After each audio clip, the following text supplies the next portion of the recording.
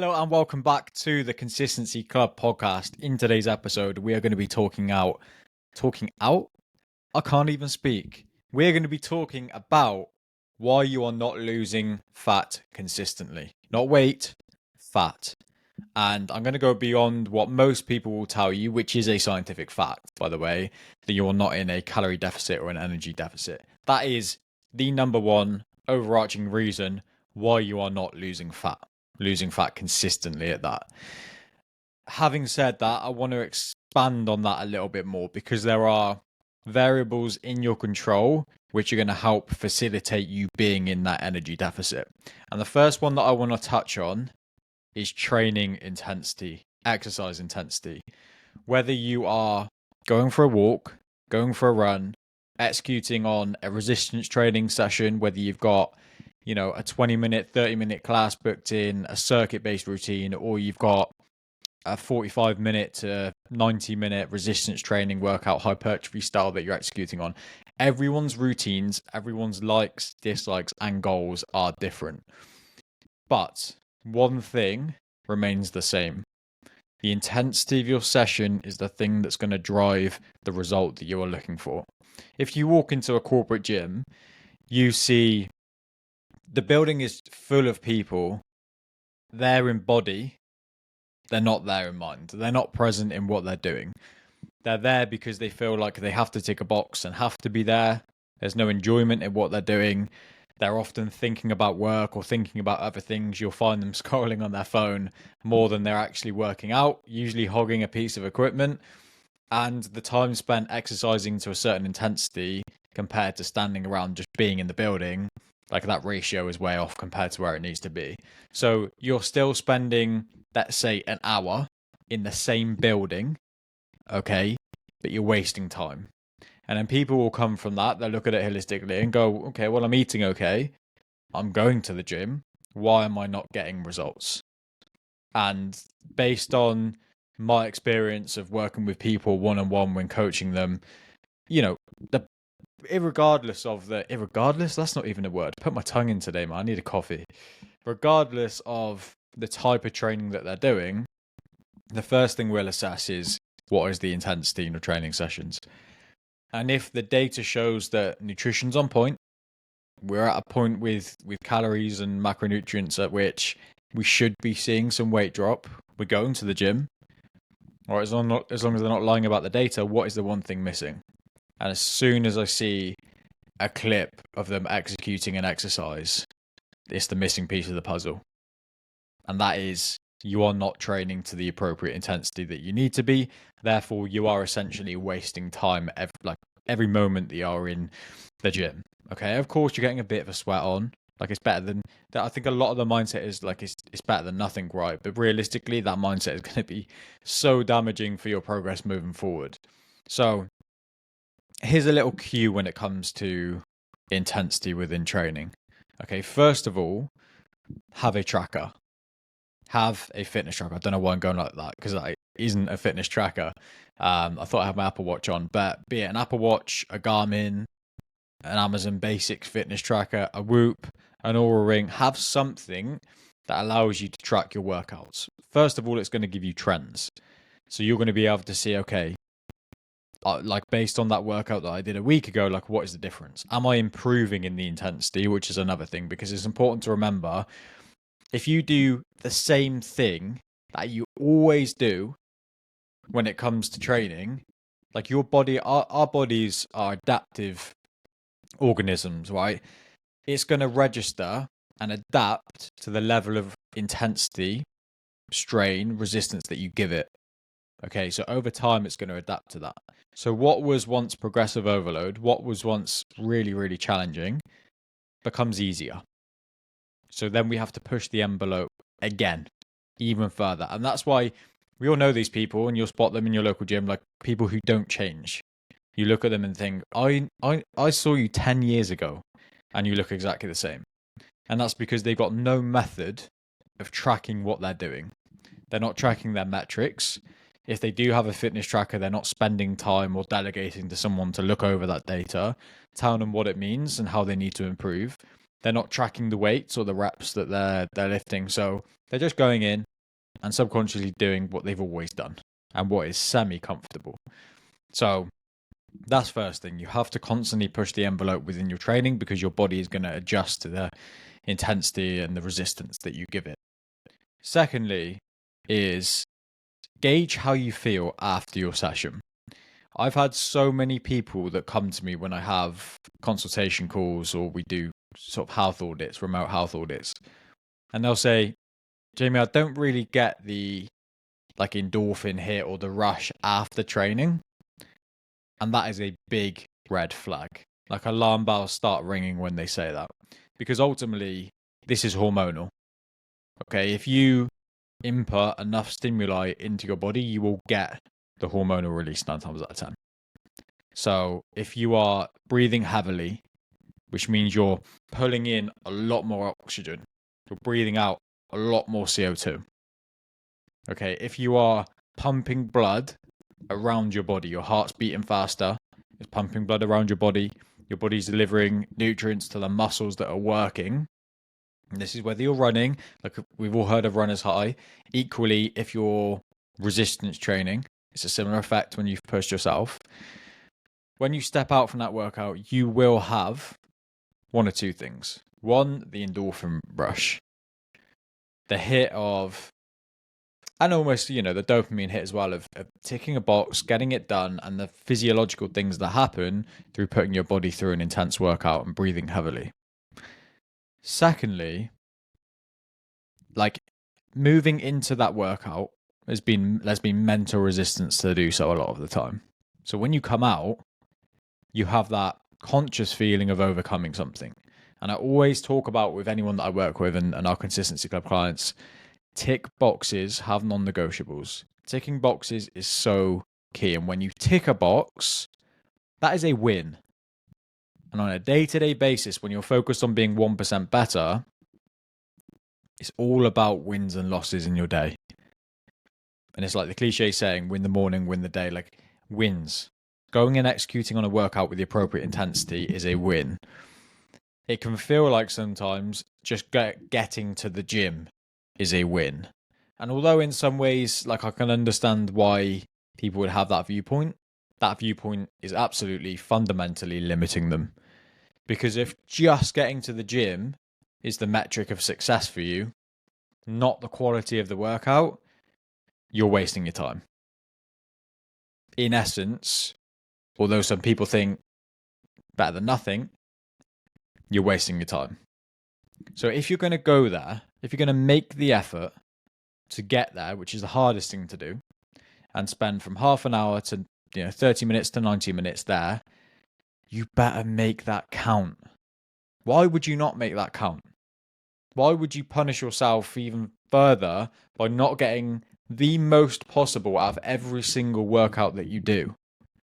Like, it just doesn't make any sense. And relating it back to the first point around consistently losing weight, if you are eating well, if the level of calories, micronutrients are balanced, okay, based on your genetic variables as well, and you should be equally, if you've got a professional looking at it and they're going, something isn't right here, your intensity in your training is not high enough. Now, like I said, even if you just go for a daily walk, like what intensity are you walking at? Are you plodding along? Or is it a fast walk? A fast walk is essentially like low intensity, steady state, which is unbelievable for fat loss if you elongate it, right? But if you're not pushing yourself, if you're not trying to walk fast, which can sound a bit stupid, then you're just moving. You're not actually yes, you're moving about and it's better than nothing, and you're getting some blood around the body, but you're not inducing a stimuli that's going to give you the desired result that you want. So, look intrinsically and think, when I'm in my sessions, what am I doing? Do I have my phone in my hand? Am I there presently, or am I thinking about something? Am I actually pushing myself if we take it to resistance training, which, by the way, like a lot of people that we work with inside the Consistency Club are age 40 upwards to 70. Okay, 65, 70. Equally, we've got a lot of people ranging from 20s to 30, 35 as well. But in the upper echelon of that, you know, resistance training is a vital part of your longevity plan moving forward. And a lot of people fall into the usual thing of just doing what they've always done, jumping on a bit of cardio kit, like for bone density, for joint health, for testosterone levels, for sleep. Resistance training, vitally, vitally important. Okay. Now, again, relating that back to the intensity that you need to induce, it's important that I say the older that you get, the more important it is to have a system that gives you feedback in terms of your form and the safety of your form. And you have to be more sensible with your intensity. By sensible, I mean you have to have a plan in place. Like you have to be analyzing data, sleep, heart rate variability, resting heart rate, energy levels, gut health, performance, all of these things, body weight, physique, and all of that collated data is going to give us the answer to what's your resistance oh my God, I definitely need a coffee. What is your resistance to fatigue? That will give you how many training sessions you can do in a week to full intensity. And it will also give you the data around when you need to pull back, when you need to prioritize recovery, when you need to deload and have a bit of decompression time, be it from training or the mental fatigue of actioning a health and fitness plan. So that's, for full circle, relating that back, intensity in your training, vitally, vitally important if you're looking to sustain fat loss and just break that yo-yo cycle. Equally, if you see like loads of spikes and dips and troughs in terms of weight, look at the training sessions. Like so many people who don't have a plan, they'll go when is semi-convenient rather than having a structure that holds them accountable. So they'll go, won't go Monday, they go Tuesday, Wednesday. So like weight starts to drop. They won't go then until Saturday. So weight just rises up those days. And then Saturday they go, it drops back down. Sunday they can't go. So, and there's just peaks and troughs. The body doesn't know whether it's coming or going. There's no repeatable system for it to take action on. So that's something to bear in mind as well. So in terms of other variables in your control that will help you consistently lose fat, your structure around nutrition. This will resonate with you, I'm sure. You, and not necessarily now, but sometime in your life, eat well 3, 4, maybe even 5 times a week. Okay, Monday through Thursday or Monday through Friday. Sometimes on a Wednesday you have a little midweek hump day treat. The weekend you lose all structure. You eat out, you have takeaways, you drink alcohol, and you end up, if you look at a week holistically, which we should do in terms of calorie and calorie counting, you look at the week holistically, you end up undoing all of your hard work in 2 days, maybe 3, that you put in across 4 days, maybe 5.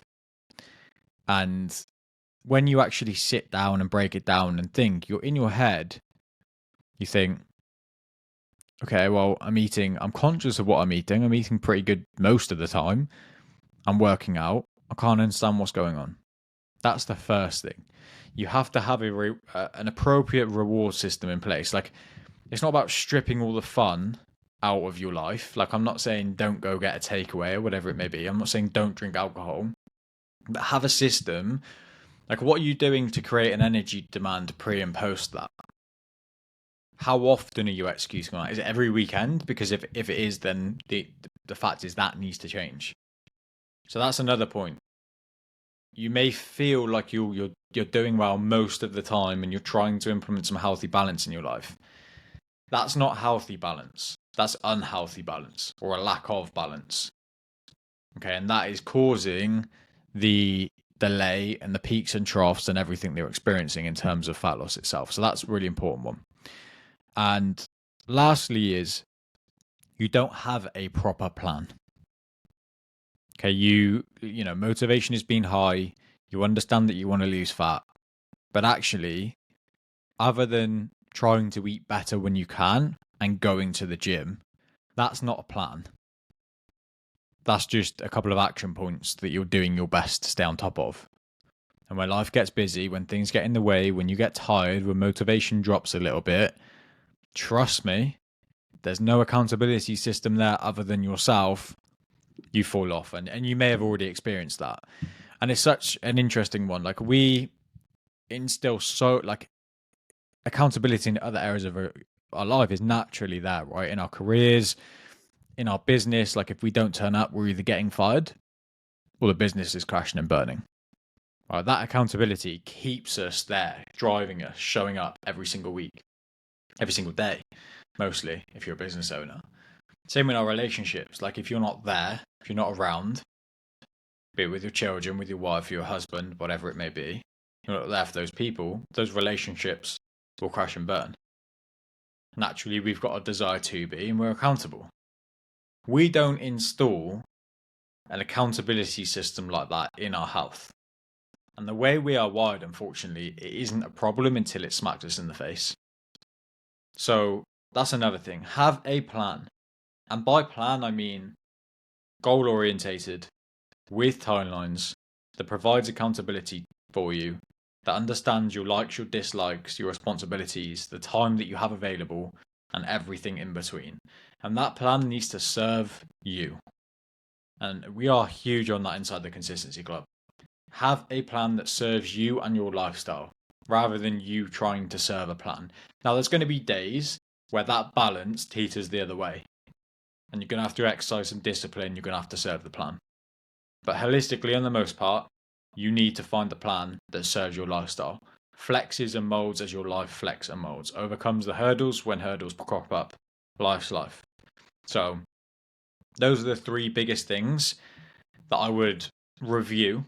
And review is a key word, like what gets measured gets improved in terms of your lifestyle, to understand why you aren't losing weight consistently outside of just the standard, you're not in a calorie deficit.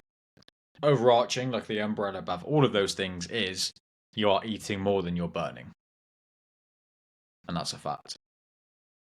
Drop below if any of that relates to you. I'm sure it does, because, we're all human beings, we're all similar. I'm not squeaky clean myself, but ultimately I understand what's at play. I understand myself, my genetic variables, how I tick, how I understand feedback, how I'm motivated, and I know that I have to execute on discipline. And the definition of discipline is doing something now for the reward. No guarantee of the reward even in the future. Doing the hard thing now that puts you out now, even without the guarantee of the reward in the future. Comment below if you'd like a fat loss guide. I'll get it over to you. Thank you very much for watching another episode of the Consistency Club podcast. I'll see you in the next one.